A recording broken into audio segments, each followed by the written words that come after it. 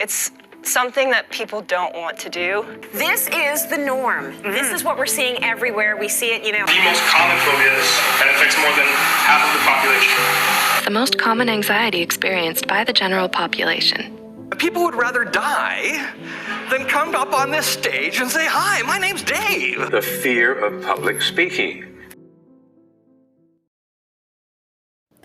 Have you ever found yourself tensing up when you step in front of an audience to speak? Or finding yourself helpless as your mind went completely blank when you're supposed to speak in a classroom? If you don't already know, I hate to break it to you, but what you're experiencing is called public speaking anxiety, or what is also commonly known as glossophobia. Glossophobia. Glossophobia. Glossophobia, or public speaking anxiety, is that feeling of dread, nervousness, worry, and even fear that occurs to people when they are facing a situation in which they have to speak publicly or in front of a crowd.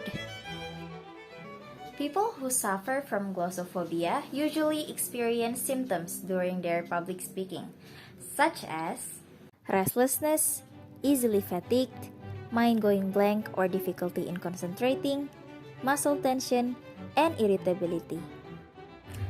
Can't relate? Don't worry, it's not a bad thing to have glossophobia. In fact, the U.S. National Institute of Mental Health reports that glossophobia, or public speaking anxiety, affects around 73% of the population, which means that in every 10 people you meet, there is a high chance that 7 out of those 10 people suffer from this type of anxiety. Another mind-blowing fact that came from the U.S. National Institute of Mental Health is that people actually feared public speaking more than death. And if those data doesn't give you enough proof, let's have a look a little closer.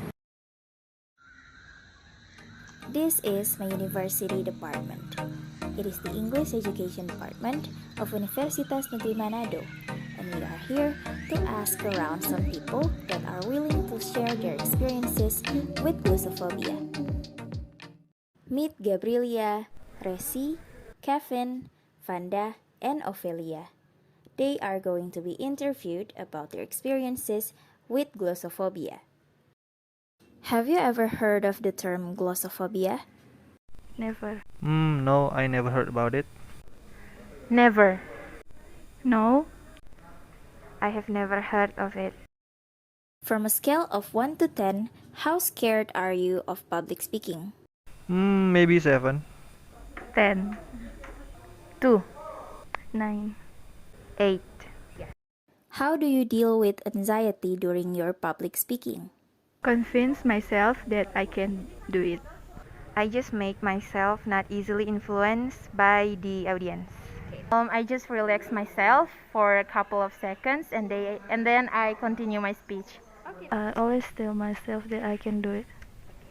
I try to enjoy myself, so to reduce the nervousness.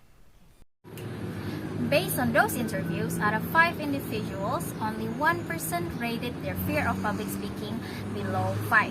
The rest of them above it, with 1% even claiming to have the highest score possible, which is 10 out of 10.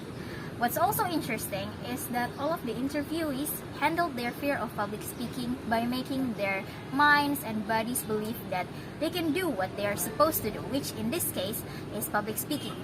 There are also other ways on how to deal with glossophobia, or fear of public speaking, but before that, we need to understand what exactly it is.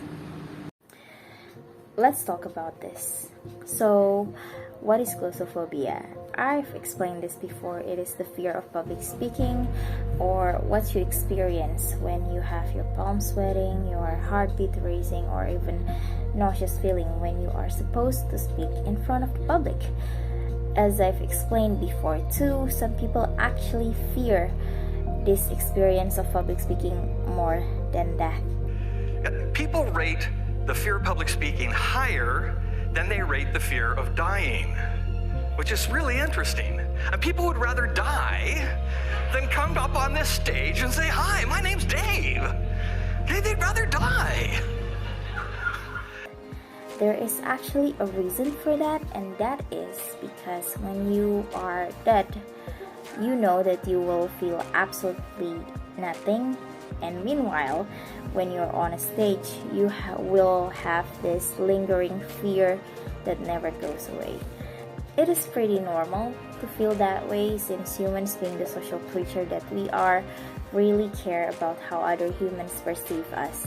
Thoughts like, what if I messed up and they think I'm an idiot, or they must be laughing about how stupid I sound, are really negative and can really impact our performance during public speaking. Those negative thoughts come from a threat reaction, and that deeply rooted in our primitive part of our brain that is very hard to control.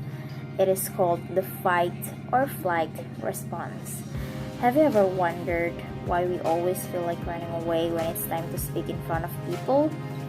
Yep, that's exactly why it is the fight or flight response.